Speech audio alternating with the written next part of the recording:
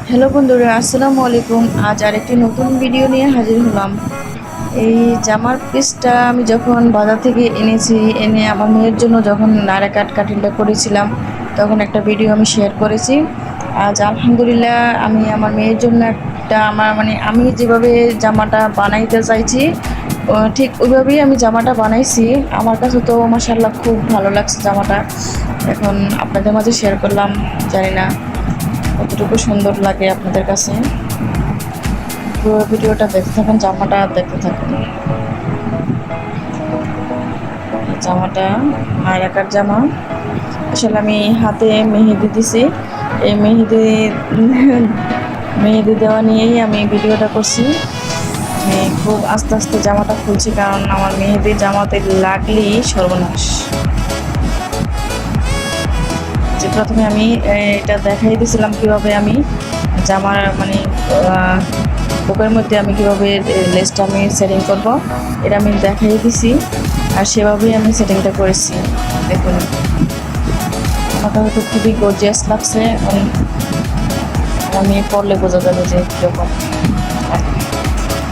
যে কোমরের মধ্যেও এভাবে লেসটা দিছি।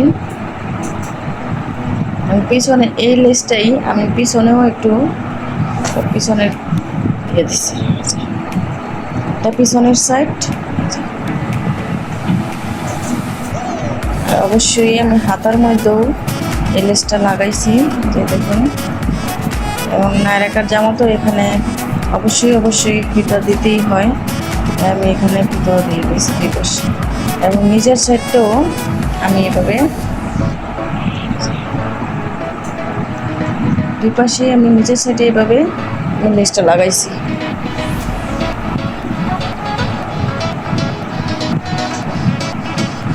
পুরো জামার লুকটা আসলে কীরকম হয় আমার হাতে মেহেদি দেওয়া আমি পুরোটা ভালোভাবে দেখাতে পারছি না, তাই আজ ভিডিওটা এভাবেই দেখুন।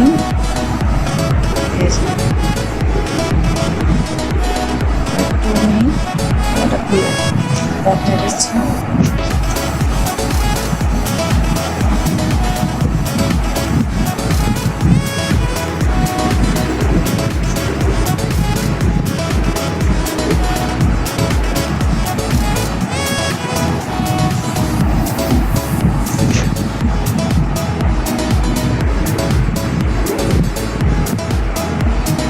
আল্লাহ হাফেজ।